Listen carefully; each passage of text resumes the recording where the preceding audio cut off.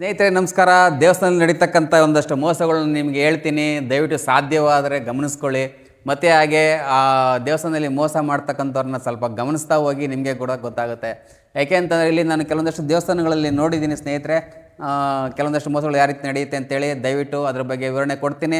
ತಾವು ದಯವಿಟ್ಟು ನನ್ನ ಚಾನಲ್ ಸಬ್ಸ್ಕ್ರೈಬ್ ಮಾಡ್ಕೊಳ್ಳಿ ಮತ್ತು ಬೆಲ್ ಐಕಾನ್ ಕ್ಲಿಕ್ ಮಾಡ್ಕೊಳ್ಳಿ. ನಾನು ಮಾಡ್ತಕ್ಕಂಥ ಪ್ರತಿಯೊಂದು ವಿಡಿಯೋಗಳು ನಿಮಗೆ ತಲುಪ್ತಾ ಹೋಗ್ತವೆ.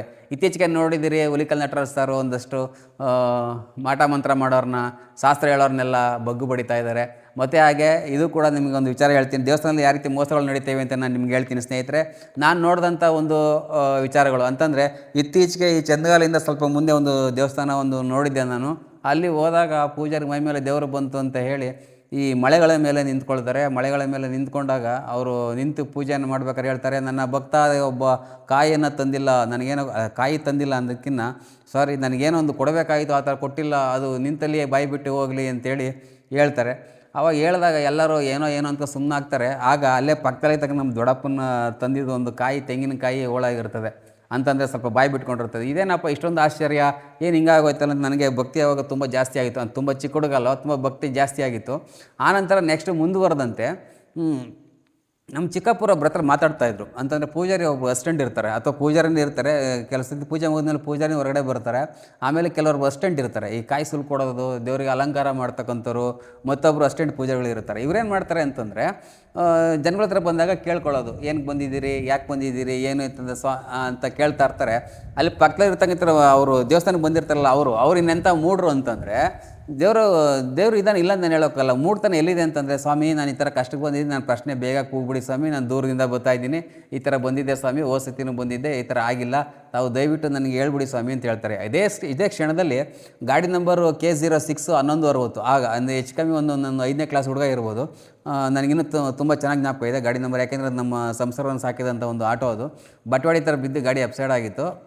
ಅಪ್ಸೈಡ್ ಆಗಿದ್ದಾಗ ಅದನ್ನು ಕೇಳ್ಕೊಂಡು ದೊಡ್ಡಪ್ಪ ಬಂದಿದ್ದರು. ಏನಕ್ಕೆ ಅಂತೇಳಿ ಪೂಜಾರಿ ಕಾಯಿ ಸುಲಿಬೇಕಾದ್ರೆ ಹತ್ರ ಹೋಗಿ ಹೇಳಿದ್ರು, ಈ ಥರ ನನ್ನ ಮಗ ಗಾಡಿಯಿಂದ ಬಿದ್ದು ಎದ್ದಿದ್ದಾನೆ ಸ್ವಾಮಿ, ಏನೂ ಆಗಿಲ್ಲ, ದೇವರು ಅವ್ರನ್ನ ಹಂಗೆ ಕಾಪಾಡೋಕೆ ಕೇಳಿ ಸ್ವಾಮಿ, ದೇವರು ಉಳಿಸ್ಕೊಡಿ ಸ್ವಾಮಿ ಅಂತ ಕೇಳಿದ್ರು. ಇದು ನನ್ನ ಕಿವಿಗೆ ಇನ್ನೂ ಕುಯ್ಯಿ ಬಿಡ್ತಾಯಿತ್ತು.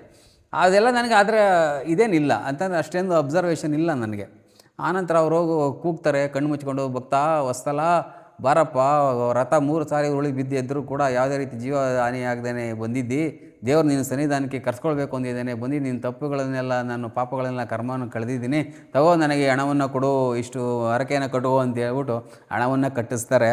ನಿಜವಾಗ್ಲೂ ಅದನ್ನೆಲ್ಲ ಆಗ ಒಂದು ಸ್ವಲ್ಪ ನಿಜವಾಗ್ಲೂ ಭಯದಿಂದ ನೋಡ್ತಿದ್ದೆ ನಾನು, ಭಯಭಕ್ತಿಯಿಂದ ನೋಡ್ತಿದ್ದೆ. ಯಾಕೆಂದರೆ ಅವಾಗಿನ್ನೂ ಏನು ಅರಿಯದಂಥ ಒಂದು ಮನಸ್ಸು.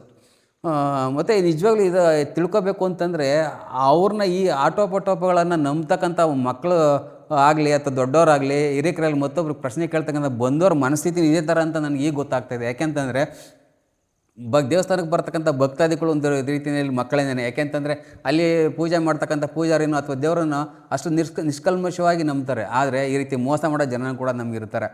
ಆನಂತರ ಅದಾದಮೇಲೆ ನನಗೆ ಗೊತ್ತಾಯಿತು, ಕಾಯಿ ವಿಚಾರಕ್ಕೆ ಬರ್ತೀನಿ. ತೆಂಗಿನಕಾಯಿ ಬಿಸಿಲಿಗೆ ಬೇಗೆಗೆ ಅದು ಬಾಯಿ ಬಿಟ್ಕೊಂಡಿದೆ ಅಂತ ನನಗೆ ಇತ್ತೀಚೆಗೆ ಒಂದಷ್ಟು ಜ್ಞಾನ ಬಂದ ಮೇಲೆ ತಿಳಿದ ಮೇಲೆ, ಬಿಸಿಲಲ್ಲಿ ಏನಕ್ಕೆ ಮಾಡಿದೆ, ಕಾಯಿ ಹೊಡೆದಾಯಿತು, ಅಯ್ಯೋ ಬಿಸಿಲಲ್ಲಿ ಅಲ್ಲಿಂದ ತೊಗೊಂಬಂದು ಕಾಯಿ ಬಾಯಿ ಬಿಟ್ಬಿಡೋದೆ, ಈ ರೀತಿ ವಿಚಾರಗಳನ್ನ ಕೇಳಿದೆ. ಆಗ ಇವೆಲ್ಲ ವಿಚಾರಗಳು ತಲೆಗೆ ಹೊಳಿತಾ ಬಂದು, ಈ ರೀತಿ ಆಗಿದೆ, ಈ ಥರ ಆಗಿದೆ ಅಂಥೇಳಿ. ನಿಜವಾಗ್ಲೂ ಎಷ್ಟು ವಿಪರ್ಯಾಸ ಅಲ್ವಾ? ಮೂಢನಂಬಿಕೆಗೆ ನಾವು ಇನ್ನೂ ಎಷ್ಟರಲ್ಲಿ ಇದ್ದೀವಲ್ವಾ? ನಿಜವಾಗ್ಲೂ ಮೂಢನಂಬಿಕೆ ನಾವೇ ಓದ್ಕೊಂಬಿಟ್ಟಿದ್ದೀವ ಅಲ್ವಾ? ಇಲ್ಲಿ ಪೂಜಾರಿ ತನ್ನ ಹೊಟ್ಟೆಯನ್ನು ಹೊರೆದುಕೊಳ್ಳೋದಕ್ಕೆ ಮೈ ಮೇಲೆ ದೇವ್ರು ಬಂತು ಅಂತ ಹಾಡ್ತಾನೆ. ಒಂದು ಚೆನ್ನಾಗಿ ಅರ್ಥ ಮಾಡ್ಕೊಳ್ಳಿ, ಜಗತ್ತನ್ನೇ ತೂಗುವ ಭಗವಂತ ಮೈ ಮೇಲೆ ಇದ್ದಾನೆ ಅಂತಂದರೆ ಯಾವ ರೀತಿ ತಡ್ಕೊಳ್ಳಿಕ್ಕೆ ಸಾಧ್ಯ? ಒಂದು ಸಿಡಿನ ಕೋಲ್ಮಿಂಚಿನ ಹೊಡೆತನ ತಡ್ಕೊಳ್ಳದೇ ಇರೋ ನಾವು ಭಗವಂತ ಮೈ ಮೇಲೆ ಬಂದ ತಡೆಯಲಿಕ್ಕೆ ಸಾಧ್ಯವೇ? ಖಂಡಿತ ಇಲ್ಲ. ಅದು ಶುದ್ಧ ಸುಳ್ಳು. ಭಗವಂತ ಎಲ್ಲಿದ್ದಾನೆ? ನಿಮ್ಮಲ್ಲಿದ್ದಾನೆ. ಇತ್ತೀಚೆಗೆ ಒಂದು ಕೆಲವು ಪೂಜಾರಿ ತೋರಿಸಿದ್ರು, ಮೈ ಮೇಲೆ ಇನ್ನೇನು ಆ ಹೆಣ್ಮಗು ಕುಣಿಬೇಕು ಕರ್ಪೂರ ಇಟ್ಕೊಂಡು, ಆ ಕರ್ಪೂರ ಉದಿಸ್ಬಿಟ್ಟು ಎಲ್ಲಿದ್ದಾನೆ ದೇವರು ತೋರಿಸು, ಇವ್ರ ಮೈ ಮೇಲೆ ಅವ್ರ ಮೈ ಮೇಲೆ ಎಲ್ಲೂ ಇಲ್ಲ, ಎಲ್ಲರ ಮನಸ್ಸಲ್ಲೂ ಇದ್ದಾನೆ ದೇವರು, ಇದೇ ಪ್ರಕೃತಿನೇ ದೇವರಂತ ತೋರಿಸ್ತಾರಲ್ಲ. ನಿಜವಲ್ಲ ಆ ಥರದವ್ರು ಬೇಕು ನಮ್ಮ ಸಮಾಜಕ್ಕೆ.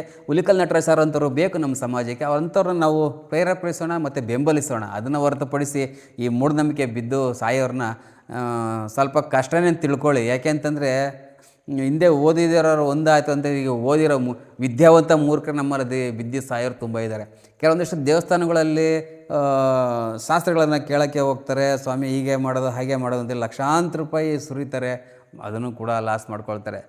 ನೋಡ್ರಿ, ನಿಮ್ಮಲ್ಲಿ ಒಂದು ಒಳ್ಳೆತನ ಇದ್ದು ನಿಮ್ಮಲ್ಲಿ ಒಂದು ಸತ್ಯ ಇದ್ದರೆ, ಭಗವಂತ ನನ್ನನ್ನು ಉಳಿಸಪ್ಪ, ನನಗೆ ಮೋಸ ಮಾಡೋದವ್ರಿಗೆ ನೀನೇ ದಾರಿ ತೋರ್ಸಪ್ಪ ಅಂತ ಕೈ ಮುಗಿರಿ. ಭಗವಂತ ಎಲ್ಲರೂ ನಿಮ್ಮ ತಲೆ ಕಾಯ್ತಾನೆ, ಯಾಕೆಂದರೆ ಕರ್ಮ ರಿಟರ್ನ್ಸ್ ಅವ್ರನ್ನ ಕಾಯ್ತಾನೆ ಇರುತ್ತೆ. ಆ ಉದ್ದೇಶದಿಂದ ತಮ್ಮೆಲ್ಲರಿಗೂ ಒಂದು ಮನವಿ, ದಯವಿಟ್ಟು ಮೂಢನಂಬಿಕೆಗೆ ಬಿದ್ದು ಪರದಾಡಬೇಡಿ, ಹಣ ಆಸ್ತಿ ಹಾಳು ಮಾಡ್ಕೋಬೇಡಿ. ದಯವಿಟ್ಟು ಹೊರಗಡೆ ಬನ್ನಿ. ಯಾವ ಮೈ ಮೇಲೆ ಯಾವ ದೇವರು ಬರಲಿಕ್ಕೆ ಸಾಧ್ಯನೇ ಇಲ್ಲ, ನೆವರ್ ಚಾನ್ಸ್. ಹಾಗೆ ಭಗವಂತ ಅಂತಕ್ಕಂಥವನು ಪ್ರಕೃತಿಯಲ್ಲಿದ್ದಾನೆ. ಭಗವಂತನೇ ನಮಗೆಲ್ಲರಿಗೂ ಕಾಣದಿರೋ ಒಂದು ಶಕ್ತಿ ನಮ್ಮನ್ನು ಹ್ಯಾಂಡ್ಲ್ ಮಾಡ್ತಾ ಇದೆ, ಅದು ನಮ್ಮನ್ನು ಕಾಯ್ತಾ ಇದೆ. ದಯವಿಟ್ಟು ಅದನ್ನು ಅರ್ಥ ಮಾಡ್ಕೊಳ್ಳಿ ಸ್ನೇಹಿತರೆ. ಹೊರಗಡೆ ಬನ್ನಿ, ಮೂಢನಂಬಿಕೆಯಿಂದ ಹೊರಗಡೆ ಬನ್ನಿ. ಮೂಢನಂಬಿಕೆಯಿಂದ ಎಲ್ಲರನ್ನೂ ಹೊರಗಡೆ ತರಿಸೋಣ. ಮತ್ತು ಹಾಗೆ ಮೂಢನಂಬಿಕೆಯಿಂದ ಎಲ್ಲರನ್ನೂ ಅದರ ಒಂದು ಬಾಹುಬಂಧನದಿಂದ ಹೊರಗಡೆ ತಗೊಂಡು ಬಂದು ದೇಶನ ಉಳಿಸೋಣ ಮತ್ತು ಮಾನಸಿಕ ಸ್ಥಿತಿಗಳನ್ನು ಉಳಿಸೋಣ. ಮೈ ಮೇಲೆ ದೇವರು ಬಂದಂತೆ ಹಾಡಿದ್ರೆ ಮಾನಸಿಕ ಸ್ಥಿತಿ ಕುಗ್ಗೋಗಿರುತ್ತೆ ಅವನಿಗೆ. ಮೈ ಮೇಲೆ ದೇವರೇ ಬಂದಿದೆ ಅಂತ ಕುಣಿದವನು ಅವನು ಮನುಷ್ಯನೇ ಅಲ್ಲ. ತಿಳಿತಾ ಸ್ನೇಹಿತರೆ? ಧನ್ಯವಾದಗಳು ಸ್ನೇಹಿತರೆ. ಶುಭ ದಿನ ಎಲ್ಲರಿಗೂ ಕೂಡ. ಆಯುರ್ ಪ್ರಪಂಚ ಯೂಟ್ಯೂಬ್ ಚಾನಲ್ನಿಂದ ವಂದನೆಗಳು. ದಯವಿಟ್ಟು ಇನ್ನೂ ಹೆಚ್ಚಿನ ಮಾಹಿತಿ ಬೇಕು ಅಂತಂದರೆ, ಅಥವಾ ಈ ಮೂಢನಂಬಿಕೆಗಳು ಯಾವ ರೀತಿ ನಡೆಯುತ್ತೆ ಅಂತ ಅನ್ನೋದನ್ನು ನಿಮ್ಗೆ ಹೇಳ್ತಾ ಹೋಗ್ತೀನಿ. ಇನ್ನೊಂದಷ್ಟು ಮಾಹಿತಿಗಳು ಬೇಕು ಅಂತ ನಮ್ಮ ಚಾನಲ್ ಸಬ್ಸ್ಕ್ರೈಬ್ ಮಾಡ್ಕೊಳ್ಳಿ ಮತ್ತು ಬೆಲ್ ಬಟನ್ ಕ್ಲಿಕ್ ಮಾಡ್ಕೊಳ್ಳಿ ಸ್ನೇಹಿತರೆ. ವಂದನೆಗಳು ಸ್ನೇಹಿತರೆ. ಶುಭ ದಿನ.